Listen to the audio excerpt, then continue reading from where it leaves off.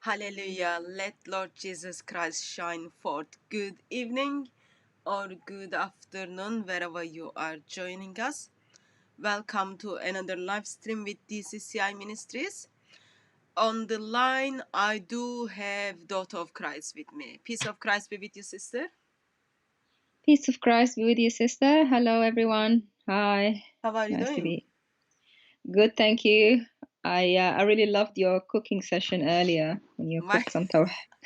I spent all my morning to not only cook, but also someone needed to clean up after that. So every cooking involves lots of cleaning up, and I did get some messages. People are asking if I don't cook.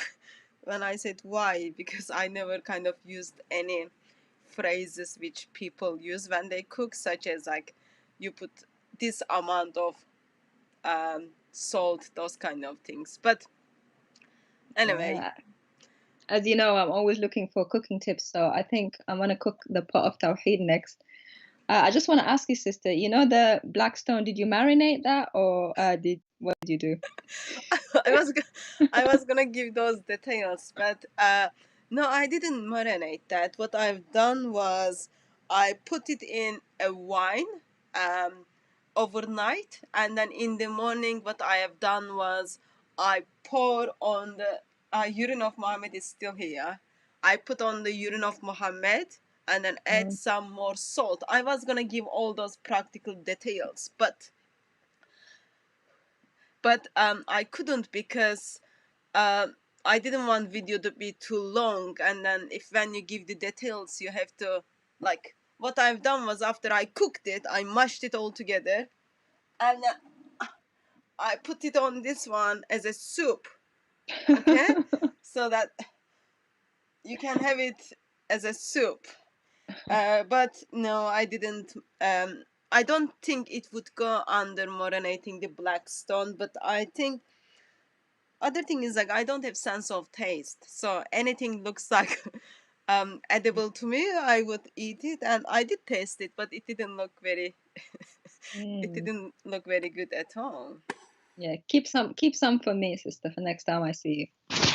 Well, I think that will go for a while, and someone suggested I need to I need to do baking, and then maybe um I can bake some tahwid. And look, now I remember. Now lots of things I could add into the recipe. I could add dates, and I will Mm. never get poisoned. But I didn't remember those things. So all you get like is a soup where during the lockdown you eat it in an intention, or you drink it in an intention that you want to survive. Yeah, because all that camel urine and Muhammad's urine is too much urine. You need some 7 ajwa dates too. It's not too much. It was only like one large amount of mug of Muhammad's urine. Yeah. Actually, I paid a lot of money for the camel urine, though. Was it real? I don't know if it was real. It was I fizzy, so actually I did have. How do you know, sister? because when you Tell put us it your in the pot, experiences of the camel urine. when you put it in the pot, it fizzed. I could hear it on the screen. I was like, "Oh, this is fizzy camel urine. There must be a different brand that they've made." No, because so I was with a sister back in March in Middle East, and we went around and then we wanted to buy camel urine. Like it has lots of beauty tips of the camel urine because smell is so bad, so they add lots of ingredients on it. So Mm. I kind of smelled it, even though I don't have sense of smell, but I smelled it, and then I just thought, yeah, I think I need to kind of do something about it. So I put it in our um, I don't know. Is there anything like you make it fizzy? Yeah, you've got the machine which makes water fizzy. So I put it on that one. Someone said, "Don't forget the cheese with the holes." Yeah, but if I put the cheese with the holes, with Swiss cheese, I have to put akbar in it. And I'm Oh, not the sure. I'm not sure if I want. I'm not vegetarian or vegan or anything, but I don't think I would be able to eat Akbar. Let me find Akbar, by the way. Daughter of Christ, why don't you tell us how life has been with you until I find this Akbar? Yeah, life has been going back to normal. Church is opening again on Sunday, tomorrow, so I'm excited about that. Yes, it's been good. Okay. Oh, well, I think it's gonna take time for me to find Akbar because I did. You lost them? No, I didn't lose them. I can't lose it because I was sent that. I just need to arrange it to come on the screen, but it's usually should be coming in. Is this Akbar? Let me see. This not might not be the Akbar. No, sorry, that's wrong one. It's gonna take time to find the Akbar.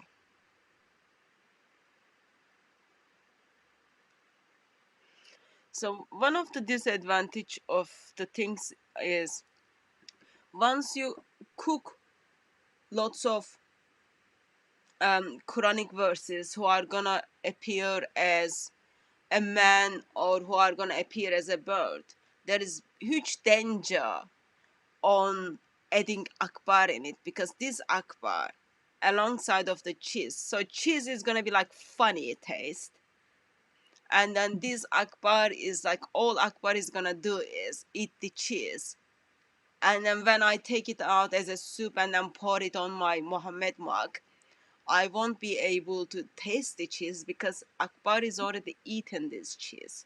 All I need to do is after I take Akbar from this big pot, I need to probably cut his tummy off and then find the cheeses and then just Oh, circulate around the soup alongside of nice hot bread. But I just thought mm. that would be time consuming. What do you think, sister? I think just keep Akbar out of it because you've already got like camel urine in there and lots of poisonous stuff. So just keep Akbar out. Just put the cheese in. Anyway, point was being able to talk about Tawhid and unification of what, all those kind of things. Um, all those kind of things just shows actually a combination of Tawhid is more mushy than Boxing Day food. You know, on Boxing Day you eat lots of leftovers Mm. and then you mix everything. It's like just looks like that. And I did taste it and it didn't look. I don't know what was that thing. I drank it, but I don't think it was. It didn't Don't look drink like. anymore, sister. I don't think It, that's good for your health. no, I don't think it will be something like I would drink it, but maybe. So we already saw the side effects of it because it just changed all the dilemma of the soup. But anyway, so what I thought is actually we don't talk about.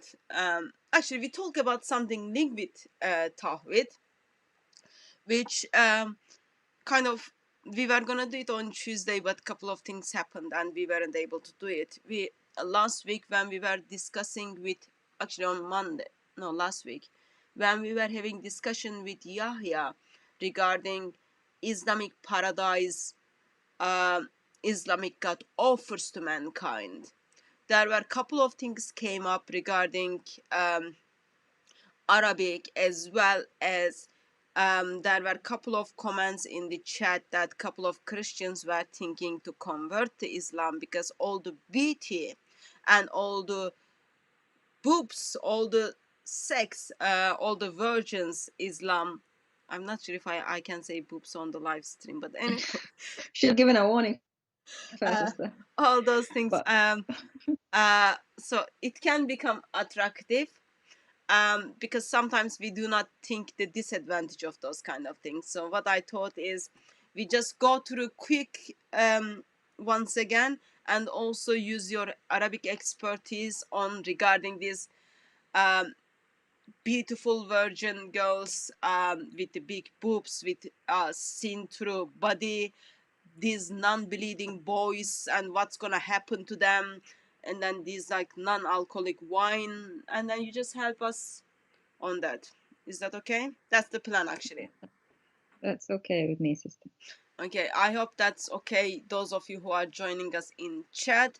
So therefore, let me just take Akbar down, because probably Akbar needs some rest, this poor rat. Yeah, I don't know how old Akbar is. Probably too young to be hearing this kind of talk. Yeah, Akbar needed to think about it when Akbar was using Muhammad to offer these beautiful girls. He's got part to play on that. So, Islamic paradise. It is actually very beautiful paradise. Why it is beautiful paradise? Because it cost, apparently, I checked the tickets today.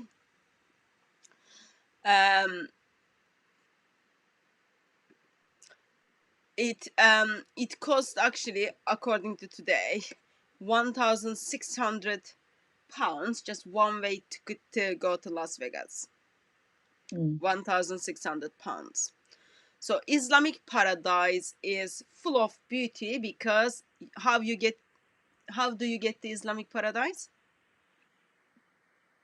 You can be killed in jihad war and go straight there. Yeah, so you don't have to pay any money. All you've got to do this in this bloody god. You need to give your blood. He's Yep. like Dracula who sucks your blood. He wants your blood, and then because of your blood, he's gonna give you lots of virgins. So you will be saving 1,600 pounds. And then of course, once you get there, you will have to pay for alcohol, you have to pay for those virgins, and you will get them all free. Pretty, isn't it? Yeah, and you get 72. You don't just get one. Yeah, 72 plus without mother-in-law. That's Oh something yeah. important for that's something important for people to kind of think. Okay, let's start with the beginning. When we talk about Islamic paradise, we are talking about actually a garden, a big garden. And this garden is being promised first those people who give their blood to Allah by taking the lives of other people, or this paradise is guaranteed, this garden is guaranteed those who offers Muhammad what is it between his legs, and what is between his jaw. Okay, so in case my English is fail, so I'm sure some of you already got there is like very bad homosexual incline from Muhammad, as he offers man, when this man offers Muhammad what is between his legs and what is between his jaw. Thought of Christ. Yeah. What do you think about it? The way you can get to paradise is give your blood or your life for Allah. Actually, not your life, your blood to Allah, or give your private part and your tongue to Muhammad. It's basically a religion that is focused on your private parts, and I'm sorry that I have to say it like that.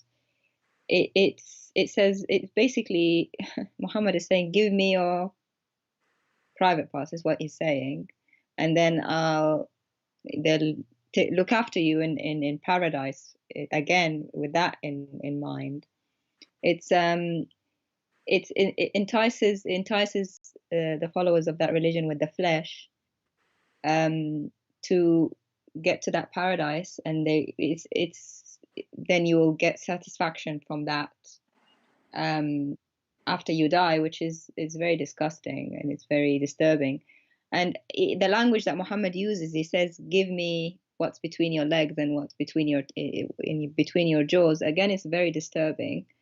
It's it's just it's a religion that speaks to the flesh, That's what I notice. A religion that speaks to the flesh, the way Muhammad speaks to his followers, and the way what he promises to his followers is all about the physical pleasures. That's all I can see from that, and he's talking to the men as well, not the women, So which is what is another wrong thing I've with that? noticed. What's wrong with that is that it's a religion that needs the men to fight basically for it, to give their blood for it. So that's why it's promising the men. Yeah, promises it doesn't promise the women because it doesn't need them in that way. And it's very obvious that it's not from God because it's just a male-based religion, and it promises them perverted rewards as well. So it's just for perverted men. It's the way I see it. Okay, so problems are, I think a couple of good things is you don't get Islamic paradise, or yeah, Islamic paradise free. You have to pay for it. Okay, your options is you give your blood and your life to Allah. You don't handle your life actually. You just give your blood, and then your other option is you offer your private part if you are a man, and you offer your tongue. Yeah. You would expect a man who kind of identified himself to be the prophet of Allah would use better language, but addressing to the men's, asking men's to offer their private parts to Muhammad, so he's gonna guarantee them Islamic paradise. Oh, actually, let me put the hadith on the screen in case those Islamophobias are lying, you know. And that's another thing. And another proof Muhammad and Allah are the same. Because he's saying, give Muhammad what's between your legs and your jaws. He's not saying give it to Allah. He's saying give to me. So the religion is about him. It's not about Allah. It's one and the same. It's just Allah is his alter ego. Because he's not saying give it to Allah, he's saying give it to me. That's why when we cooked the Tawhid this morning, we needed to put Muhammad in it, because without Muhammad, actually, there is no Tawhid. But anyway, so I don't know if I can. Okay, so this is his legs, okay, not their legs or not her legs. It is between his legs. Those of you who are watching and who are men or who are brothers, I am sure none of you needs to be Einstein. That what is between your legs, and none of you needs to be Einstein, lovely brothers. What is between your jars? And this is not addressed to the females, so therefore you don't need to feel any uncomfortable, dear sisters. I still feel uncomfortable at the language. Oh well, are you trying to say your moral standards are much better than Muhammad, the prophet of Allah, man who brings peace to the world, man who asks people to bless him? Yeah, I mean, not just me, any normal person, like people in the chat, I can see a lot of shocked faces, shocked emojis. Would you speak to a person like this? If you heard someone speak like this, what would you think of that person? If my church is watching my live streams, I don't think this will go very, very. You say that in public? Give me what's between your legs. What do you think they'll think of you? I guess when you are engaging with Muslims, I don't think there is anything wrong with just expressing what Muhammad is saying. Muhammad is not ashamed of it. Why should Muslims should be ashamed of it? Yeah. And there's someone But in the chat saying you guys are misinterpreting it. oh, Can you okay. tell us can you tell us the correct interpretation? Maybe what is between your legs means Yeah, something else. uh, Well, if we go by Allah's biology, he thinks that babies are made from between the ribs and the backbone. backbone. So that So can't maybe be. maybe his biology is mixed up. So maybe he means that something else, another something else. What it would be? I don't know. Please, the person who said it, please tell us. Tell us what it means. And if he meant something else, why not just say something else? Why did he have to say it in a twisted, perverted way like that? So let's see. Those of you who are in chat, Tippy Berry says it means sleeve. it Okay, means sleeve. Of okay, course, yeah, we heard it might even be bookshelf. What is between, what is between okay. your You, legs? You know, like you. Okay, Muslims, you need to give your sleeves to Muhammad so you can get to paradise. Okay, I get it. okay, or just like lend your books to Muhammad. Okay. What about your what about your jaw? What is between your jaw? Of course, that Yeah. goes back what Muhammad did to Ali's son, and what people were complaining about what Muhammad was doing to other boys. But anyway, so there is like lots of creepy things. But all Muhammad is all concerned is kindly kindly, if you don't mind, just give me what is between your legs, so that will be man's private part and man's tongue, and then what I will give you free Las Vegas ticket. It's free. All Okay. you need to do is give me your private part and give me your tongue, and then we are all in um even. So Yeah, there's somebody called Nikki Jones in the chat is saying Muslims are saying protect your chastity. Um, why not why did just say Allah that? not say that, or Muhammad?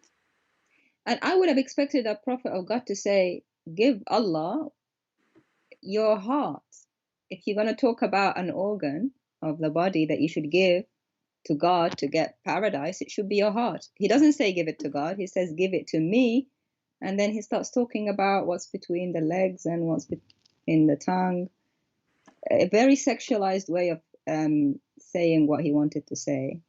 It might be even like let's say if he failed with the basic language. Okay, we know Muhammad couldn't read and write. Okay, poor Muhammad. Of course, probably he couldn't even speak. And then he heard these Jews around him, or people of the book. They are telling, love the Lord with love the Lord God with your all your heart, all your mind, all your soul, all your strength. And then Muhammad is thinking, I need to be different from them. I cannot give Lord my heart. I cannot love Lord with my strength. I cannot love Lord with my mind. What I need to get, let me think, let me think. Yep, got it. I want your private part. I want your tongue in a French kissing way, so that I will offer you paradise. That might be another way. I don't know.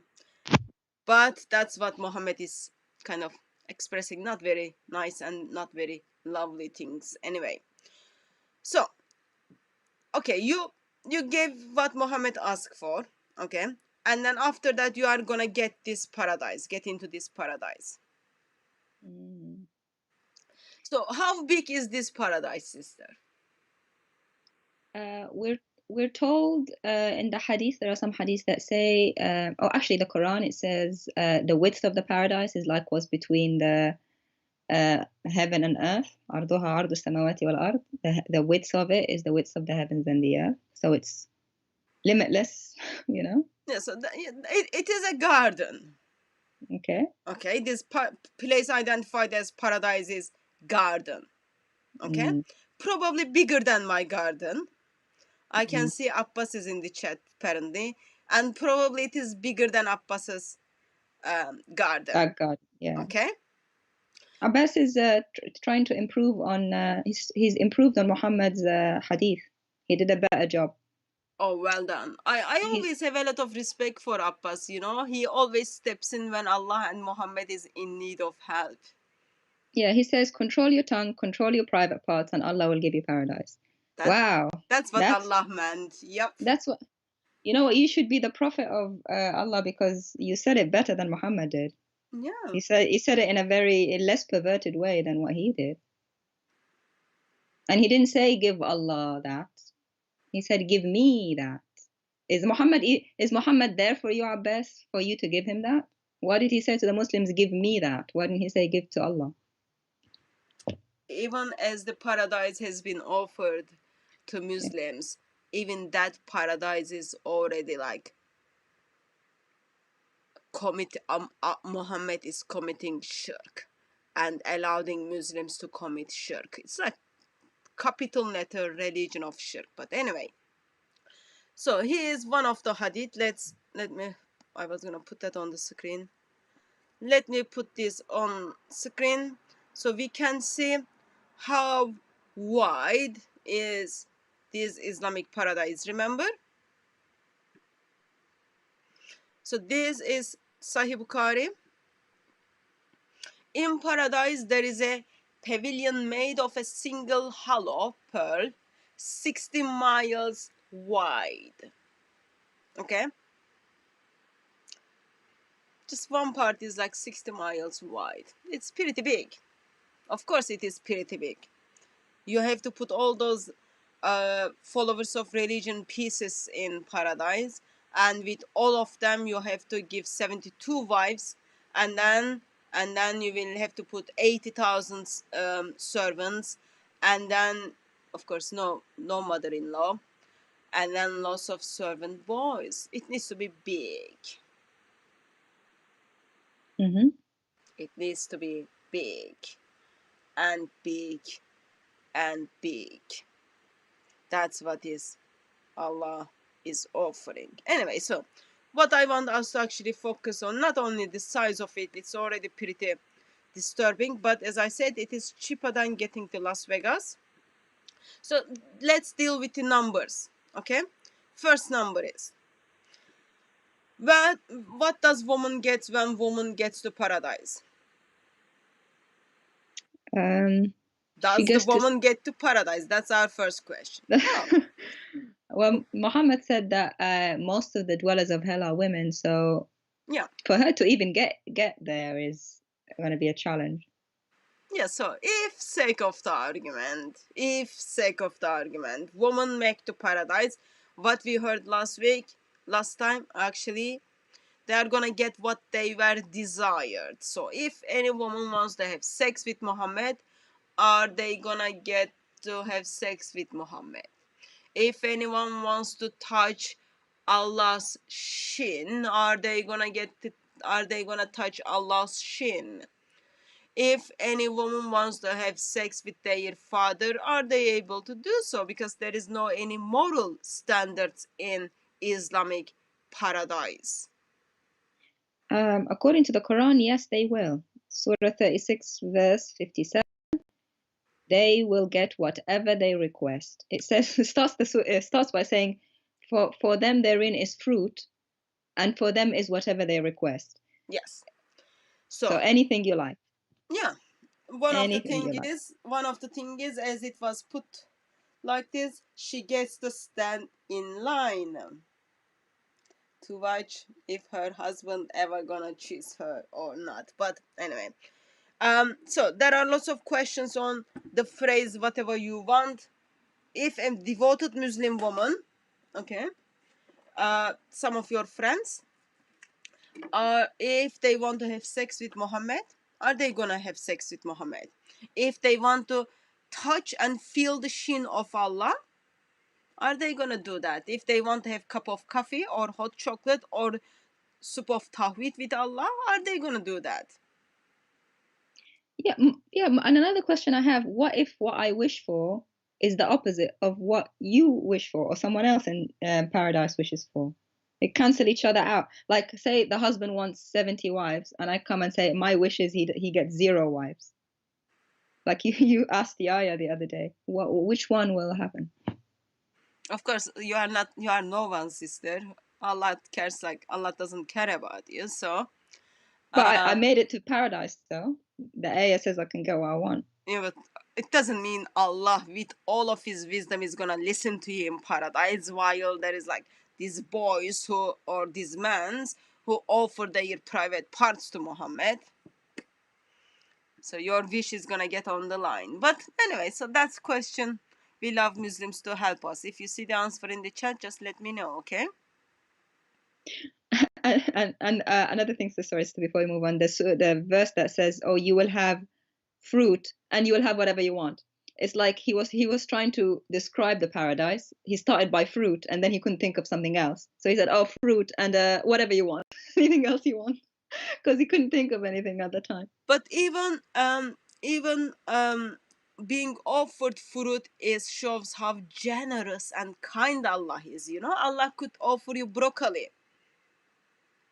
Oh, Allah could offer you broccoli, but no, He is offering you fruit. Okay, think about those worst fruits. Like, you know, there are some fruits like when you take off the skin, it just becomes juicy. Those ones, like alongside of fruit, yep, you can get whatever you want. But anyway, so let's go for this first scenario. When a man who gives his blood to Allah to get into paradise, according to Surah 9, verse 111. Okay. What does he get? well, he gets, according to the hadith, he doesn't get torture in the grave. He gets a crown of dignity on his head, and he gets 72 virgin wives. And he gets to intercede for 70 of his relatives. That's in Tirmidhi, 1663. Let me put that in a way I can understand. So you don't get by the way, can I just bring everyone's attention in here? Okay, let me just highlight it for you. Okay, this man who just killed in the name of Allah, okay, is gonna intercede for 70 people. 70. That means when those approximate 400 young teenage girls went to Syria to become a wife for these jihadists, and then they give their passport to be burned. They wanted to be Islamic State citizen, and they kind of take those Yazidi girls and Christian girls as slaves, and then they sell it. They were doing account for those slaves, those jihadis, wife of those radical Muslims. Their intention is they've got no hope. Okay, they are female. There is no hope for them. What they do is now they will go to Syria, and then they will give their private part to those Muslim men who are gonna kill themselves and kill others in the name of Allah. And this 15 years old girl is hoping once he kind of killed in the name of Allah and become pieces into the pieces and then enter into paradise, he will intercede for me. That will make big possibility for me to get the paradise. That is all the reason behind it. Those young people who are leaving their homes, even like hundreds of in Europe, they're traveling to join ISIS in the intention of becoming so-called jihadi brides, because they've got no hope. There is no hope they can hold on. They know actually Islam doesn't offer them anything, only if their husband intercede for them once the husband is killed. That's why those people go. Because Muhammad says, oh, if you get killed, you are going to intercede for 70 of your relatives, and one of them will be probably your wife is trying to please you all the ways she can. So she might be one of them. Yeah, people take these things seriously. I mean, we laugh at this and we think it's ridiculous, but actually, this has got a human cost to it, like you said, sister. Yeah, not just the girls, the young men. There's young men like late teens, 17, 18, 20. They go and they get killed in Syria and other places because they want to go. They want to intercede for their mom, say, for their dad, for their families. And these young jihadi brides, they want to be included in those because like you said, Islam doesn't have a salvation. It doesn't have a way for you to be rescued from hell except for this one. So that's the only way that they will guarantee that they won't go to hell. So all those young people who we used to look and then said, oh, there are futures, they become so-called jihadi brides, and like they remember the pictures, they burn their passports, they identify themselves as a citizen of Islamic State, they give all they had, their perfect virginity, and of course it was very hard for them. You all heard the testimony of those this lady from London. It was so hard for them. They had to travel all the way to Turkey, and from Turkey to Iraq they had to travel by bus. It was awful journey for them. That wasn't enough. They had to go and ask people to marry with them. So hard work. And what happens soon after you marry? You have sex with the man, and then you hope that once he dies, he will intercede for you. Allah offers you nothing, and only Allah wants your husband's blood, and in a possibility that your husband might intercede for you. That's called religion of stupidity. But anyway, that's different topic. Anyway, so where I was. So this hadith, where after you are kind of identified with the crown of dignity, now you get into the paradise, and then you are gonna marry with 72 wives. Yeah. All of them are in the same age, okay? All of them are like so pretty. All of them are can be seen through. And if anyone is very curious, this in free Las Vegas, you can just go to the Ibn Kathir and then read the descriptions of it, and then it will make you scary. It will make you scary. But with the full descriptions, I can't say all the like how the boobs are described, how Allah is focused on people's private part stuff. I can't describe them on the live streams, but please do and check it out. Yeah, it says it in the Quran too, not just the tafsir. Surah No, 78, verse 33. No, Quran puts it very nicely. It says, okay, I don't know if Quran I just says understand. like with the big boobs. Yeah, it says full-breasted, equal age virgins. Yeah, so if you go to the books which explains well detailed, well explained book, yeah, it will help you to kind of give all the full descriptions of it. which happens to be the Bedouin Arabs' ideal beauty standards at the time. Yeah. They liked virgins, and they liked that body shape. Yeah. You are so polite, sister.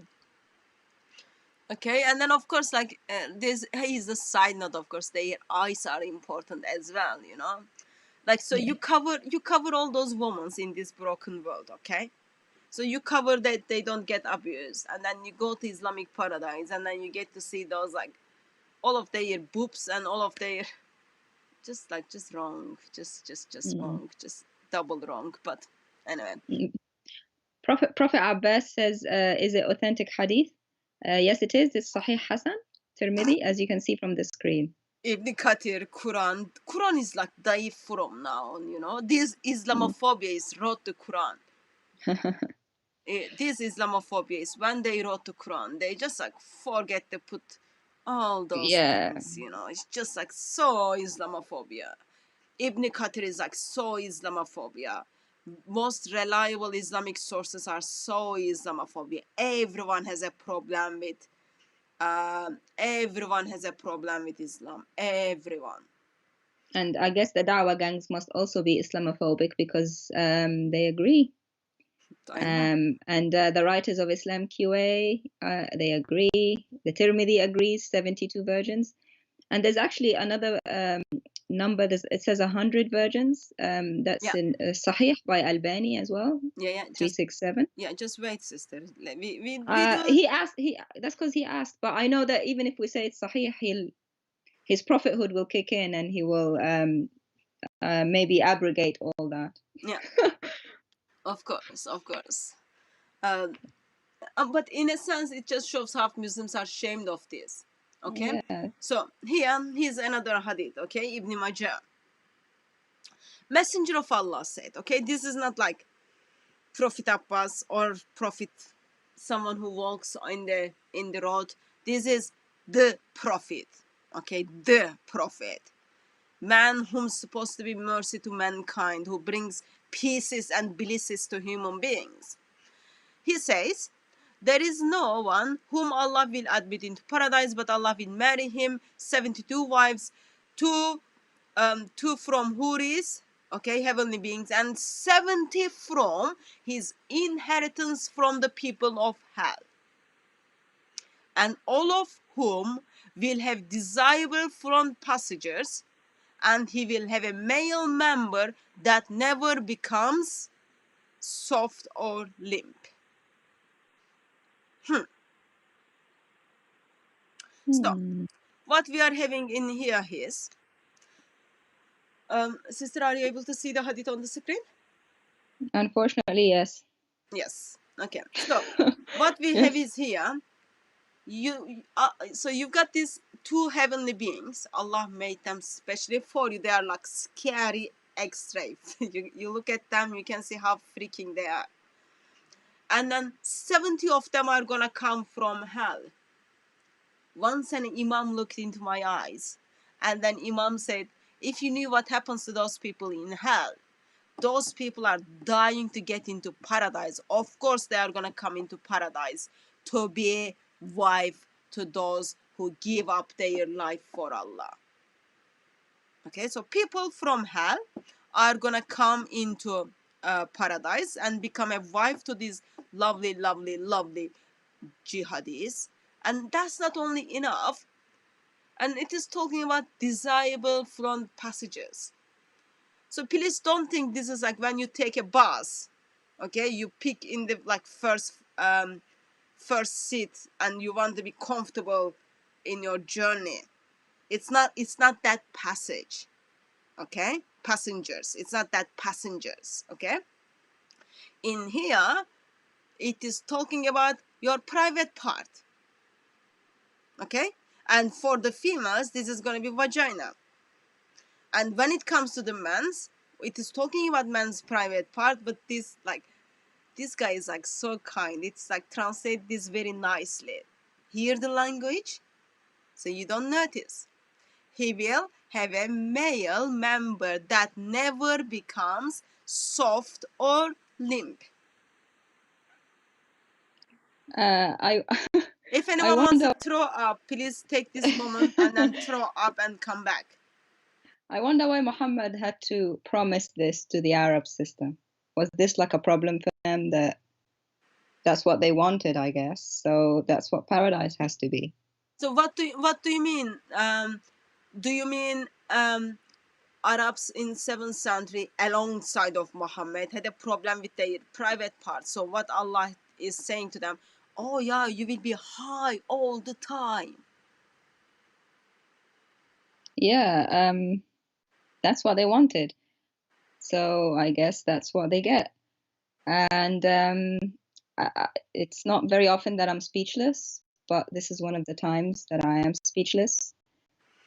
Why does the God of Islam have to promise this kind of level of depravity to protect, to sorry, not to attract people? And what kind of people will be attracted to that religion?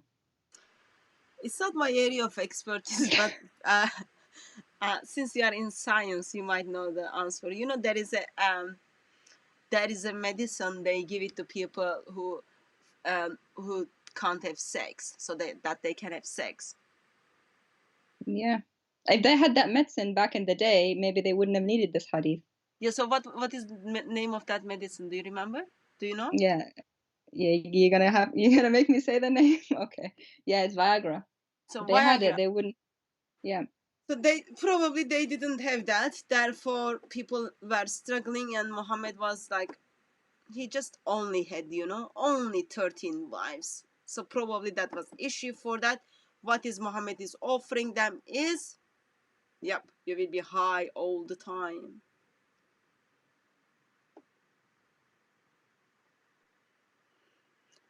Yeah, because people probably thought 72 wives, how am I going to manage that?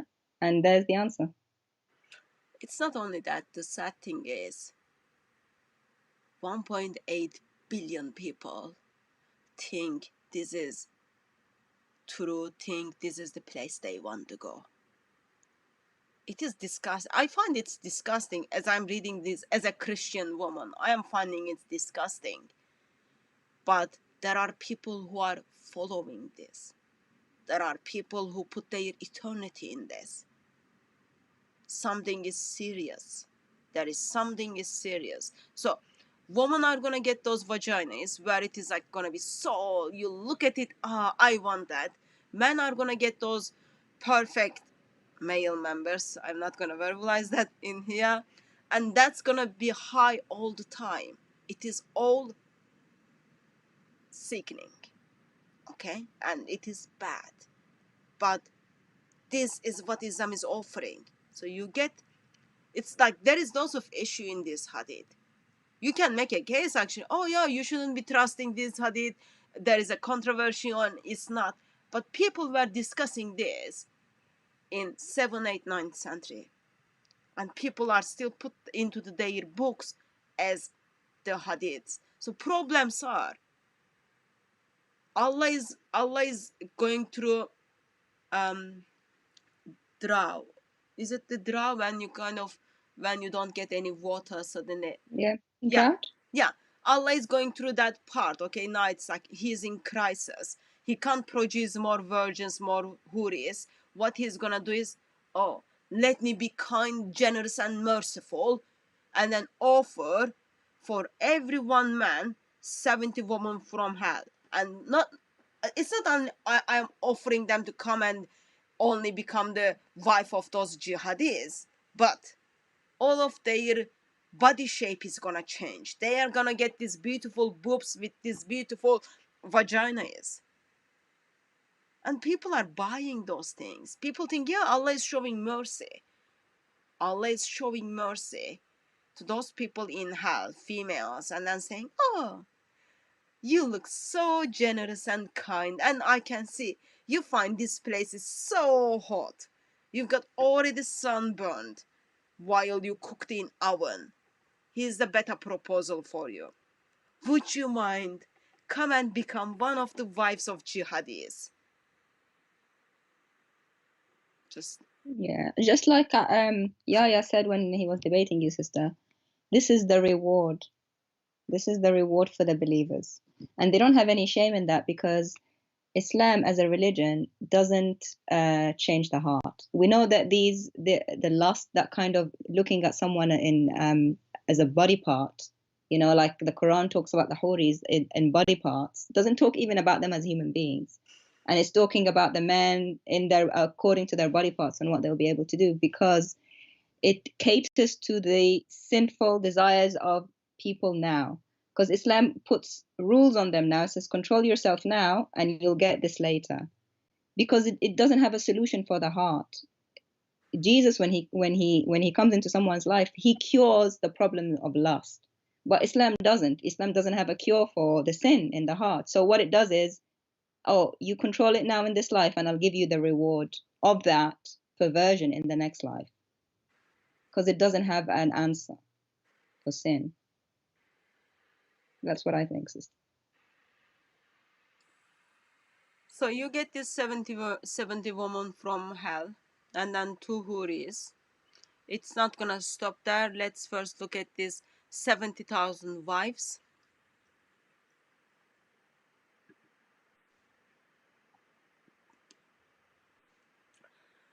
So of course there are in this garden there are nights and days, and then there will be doors, and in each door there are 70,000 doors, and in each door there will be a wife. So you are gonna get 70,000 wives. It's a lot of wives. But all of them are gonna come, of course, without mother-in-law. Probably that's the part where Muslim men are just thinking it's wonderful. It is just double, double wonderful. Just double wonderful. Not only 72 wives, plus 70,000 wives. And then let me also show you another one which is talking about these lovely 80,000 wives. Andrew Martin says each door with a wife are slave kennels. You know, kennels where you put the dog in, they're like little houses. Behind every door is a wife. What is she doing in there? She's sitting behind the door waiting for the guy to open the door, waiting her turn. Yeah. And Yeah. if you think about it, how many minutes you need to have, how many seconds you need to have a sex with someone to be able to please all of your wives. One of the sex is created by God, and it is good when it takes place between husband and wife, and it is husband and wife's duty, one of your duty, to meet up with your spouse's sexual desire. So that's like something kind of normal. There is no problem with that. But in here, the problem is 70,000 wives, and all wife is doing that is, okay, let me wait. Oops, he will be here in 3 seconds. Where is he? Where is he? He's here in 3 seconds, and he will stay with me for 0.0001 second, and then he will move to the next one. Oh, let me check my calendar. That's gonna happen same time in 70,000 years again. Can you imagine? And she knows he's next door with another wife, and then after her, he's gonna go to the Yeah, next like she one. knows, like he's circulating 70,000, and by the time he reaches her, oh, he's so tired. And not only this 70,000 plus 72 virgins.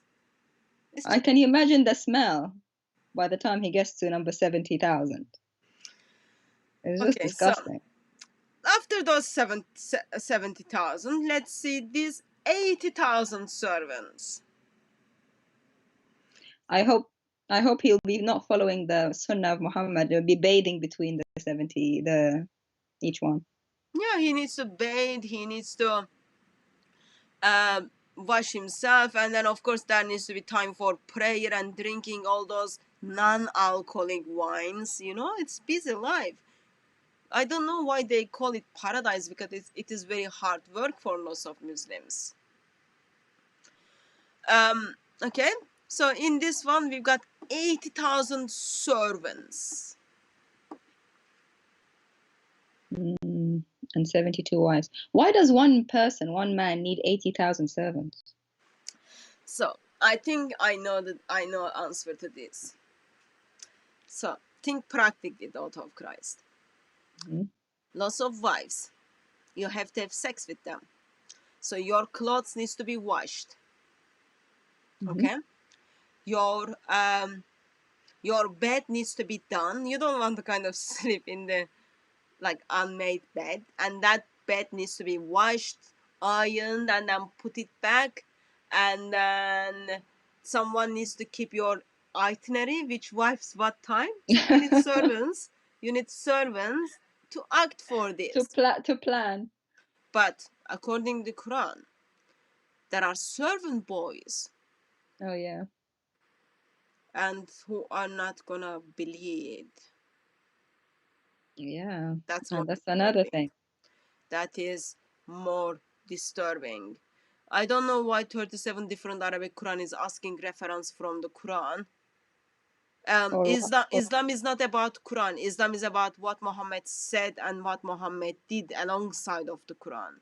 So therefore, Muslims have to deal with those sources. Probably Muslims are just, oh, we can't trust them. Look, they are just daif. Oh, they are not reliable. We do have Quran verses about it, sister, that they will be they will be given wives of called hurains. We're told that what they will look like. We're told about the boys that they will look like pearls. We're told lots of things actually in the Quran too. The Hadith just brings the extra detail that the detailed Quran doesn't bring. Yeah, well detailed, well explained. Quran doesn't explain everything. Therefore, I need to let me put that screen on the screen. Therefore, I need to make a time to go to Hadith and Islamic sources to get explanation to well detailed, well explained Quran. Okay, here's the references from the Quran on the screen, and all you got to do is you just see, oh, what did Allah meant at the beginning? What did Allah meant at the beginning? Um, okay, sorry, I was gonna actually focus on, I forgot to focus on that when we were looking at, oh, there was one hadith I was,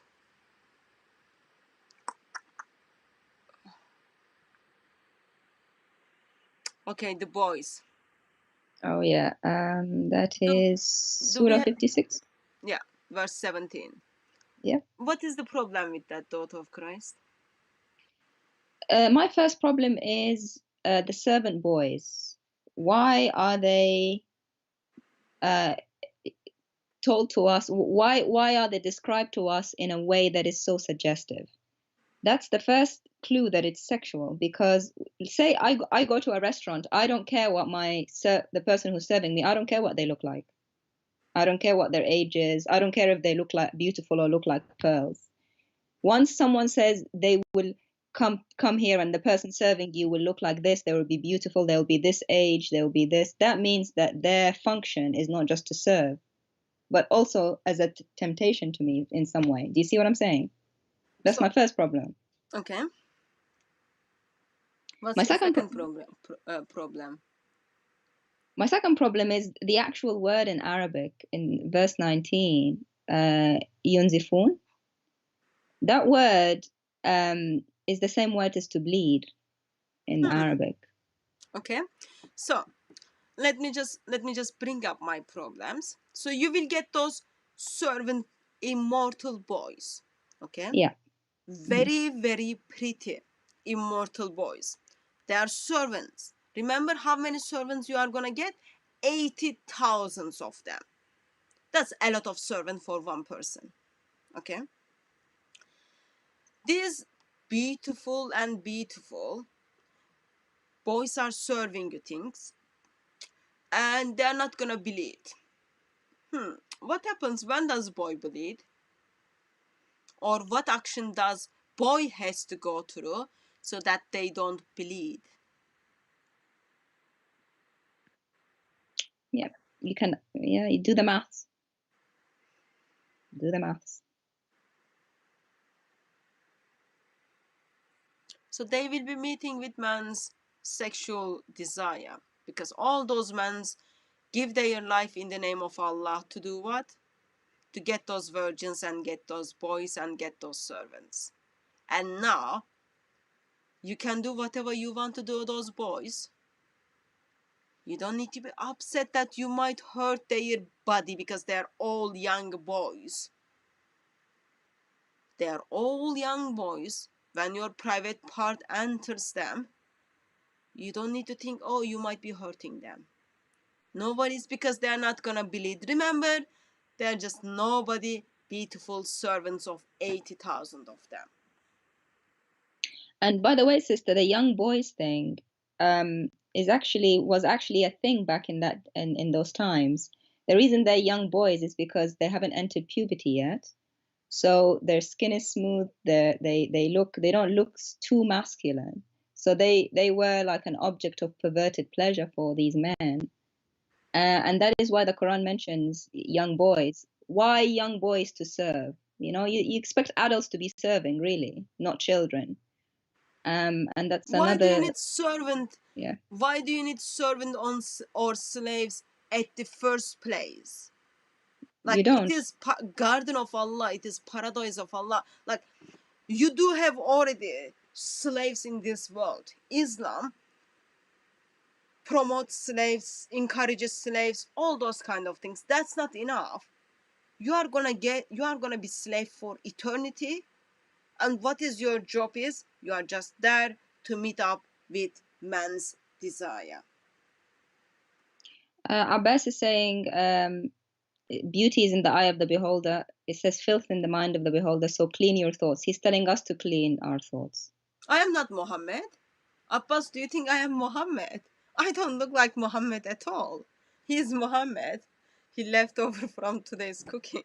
He's Muhammad. I don't look like Muhammad at all.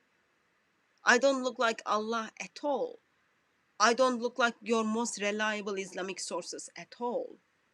But I can say yes, there is a disturbing problem with this. And I am grateful that you see the problem and you don't want to identify yourself with that. But it's Islam. It is called Islam. Why don't you tell the Quran to clean its thoughts? Why is the Quran telling us the size of the breasts of the Houris? Why is the Quran telling us the big-eyed Houris that are sitting waiting for you in a tent, waiting for them to do that sexual job for you? If you have problems with dirty thoughts, why don't you go to the Quran and clean those areas up? And I'm saying Quran because the Hadith, you know what the Hadith is like, but you don't accept the Hadith because, you know, according to your new Islamic religion that you made up, Hadiths don't go in there. So I'm asking you, according to the Quran, why is the Quran promising you sexual pleasure with women, multiple women, and describing their bodies to you in the Quran, and you accuse us of filthy thoughts? What are your thoughts when you read those verses? Are they pure? Probably when he reads it, he's just like saying, I'm not Muslim, I don't associate with this at all. Yeah. And you read those verses with your wife, Abbas? You imagine sitting there trying to worship, reading the Quran with your wife, and the verse says, and the men will have the houris with the big breasts and the wide eyes and the waiting in the tent. How do you think that wife feels? Why do you think there will be the feelings of the wives in Islamic paradise, sister? Who cares about those wives? They are like just so grateful. They've been rescued from Islamic hell, from cooking from oven. They are so grateful that now they become eternal slaves in Islamic paradise. Mm. And Prophet Abbas saying the Hassan Sahih are acceptable. Thank you so much for saying that, because you keep Hadiths are all acceptable. Go and deal with your Muslim scholars. They are saying yes. those grades, just people pass the test. They pass the test. And today, even today, like still you are arguing if the Sahih Hadith is Sahih or not. Come Yeah, on, man. Just he's saying Hassan is also acceptable. Well, we've quoted Hassan Hadith Tirmidhi 1663, Daif, and it says 72 even wives. Daif is acceptable. Even Yeah, the Daif is acceptable. I know all of them are acceptable, but he's so slippery that sometimes he says even the Sahih Hadiths he argues against it. So I'm trying to just catch him at a moment where he says something, so we can make him accountable. And this is one of these moments. He says Hassan Sahih are acceptable. We just quoted Tirmidhi Hassan Sahih. Hassan Hadith. So how are you going to wiggle your way out of that one?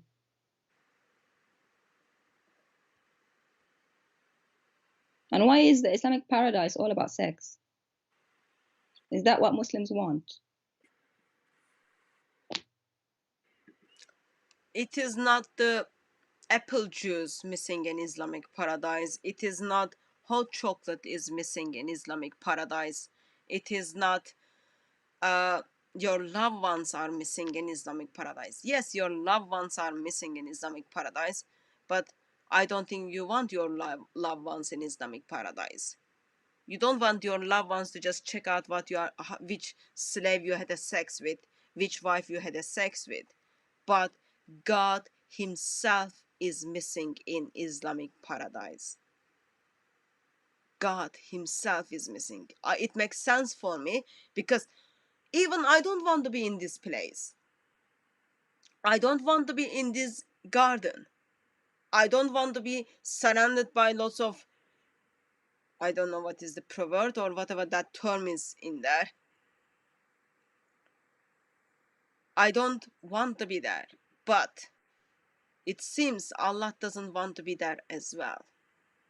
Even in Islamic Allah, like who does have no moral standards, who have no understanding of just understanding of mercy at all. Even Allah is not there. Don't you see there is a problem?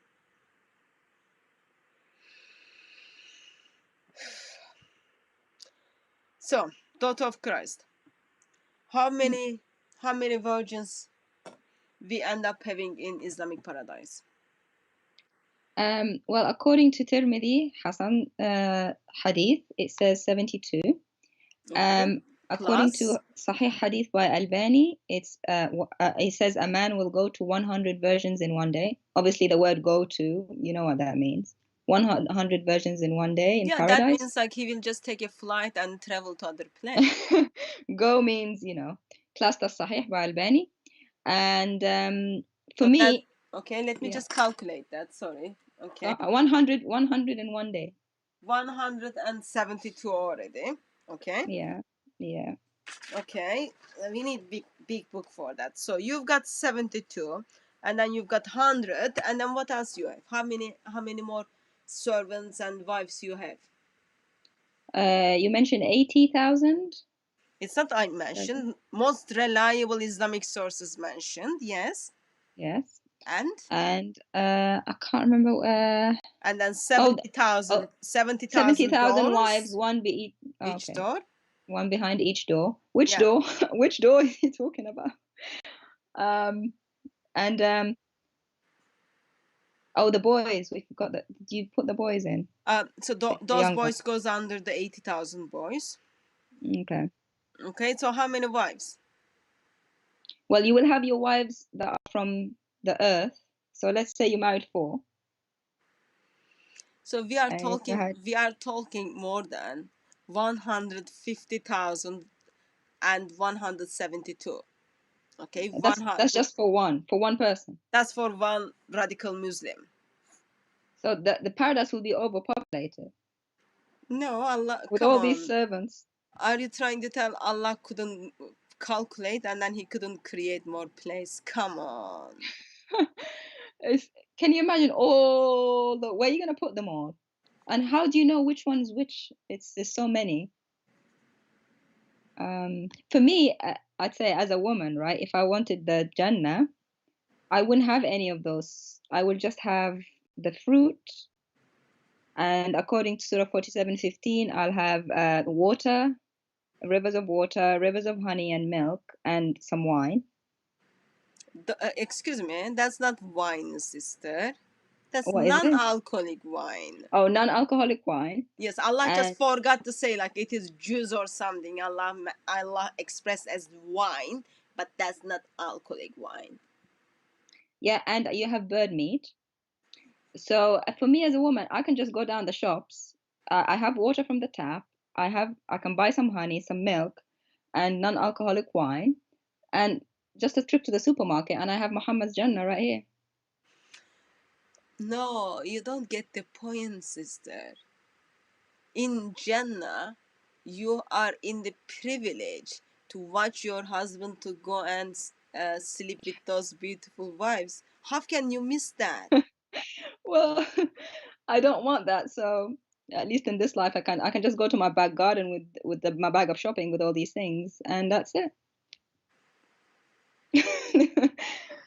You know, it's like Muhammad at the time.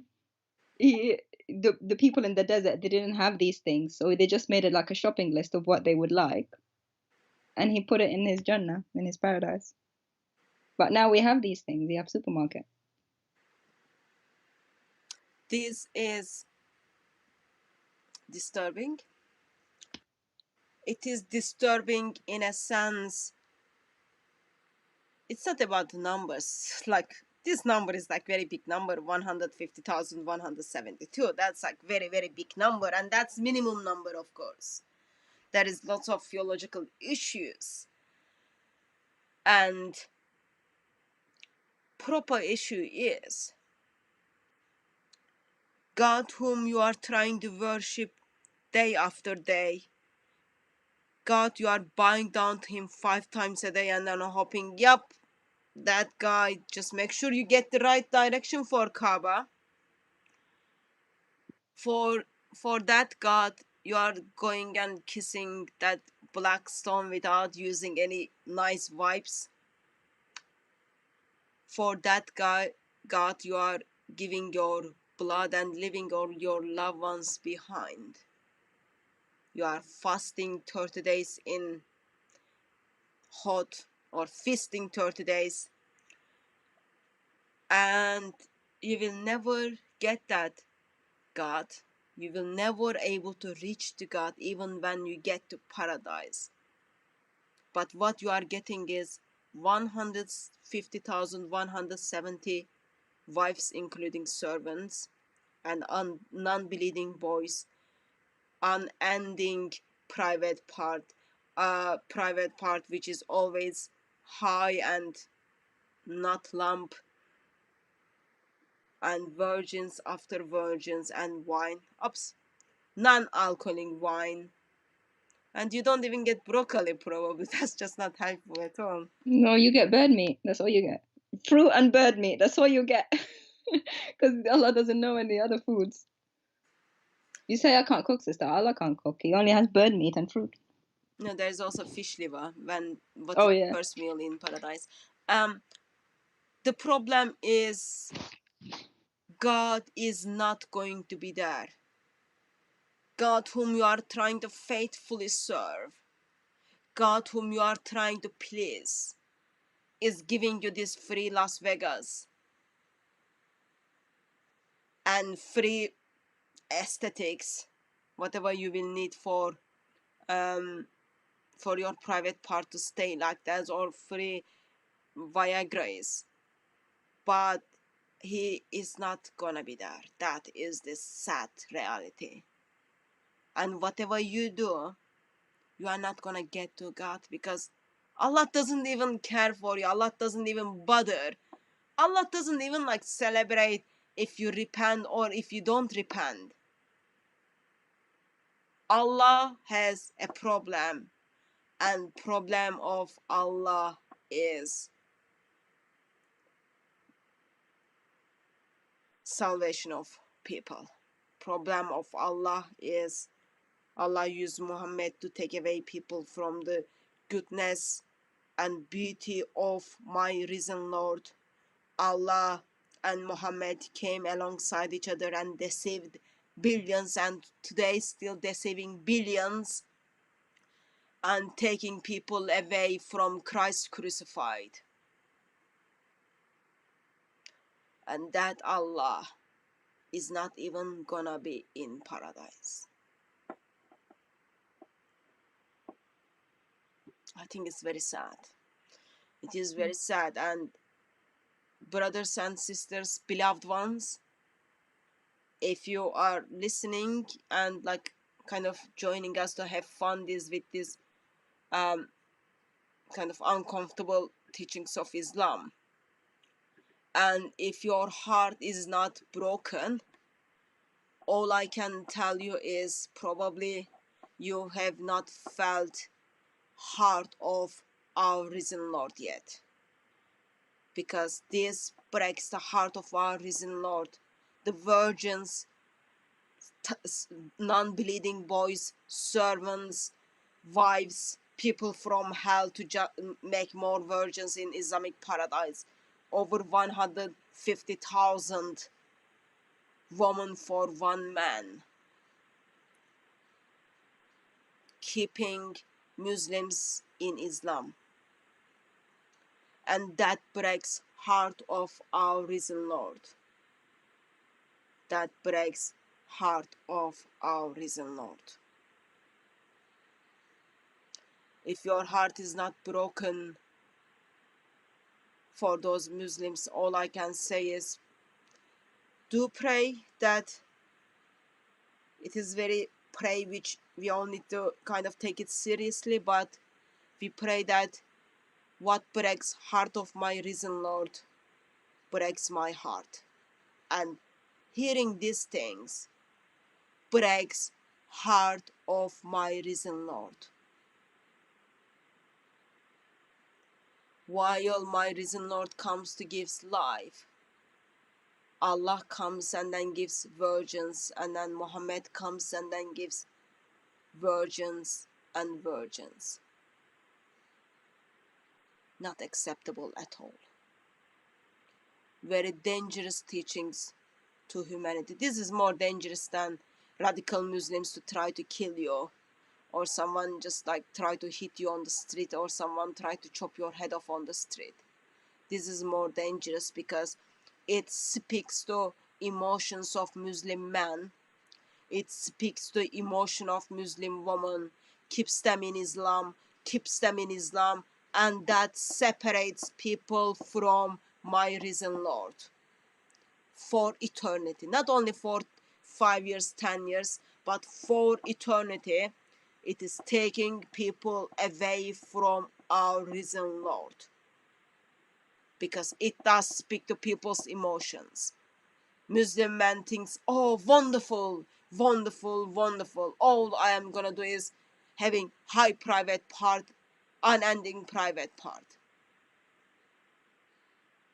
They don't even see God is not going to dwell with them. Sad reality of Islam.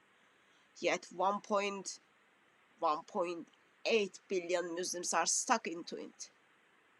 That's a lot of people. A lot of people are following this rubbish or garbage, whatever you wanna call. It's not like very good word anyway. Keeping people away from my delightful, beautiful Lord.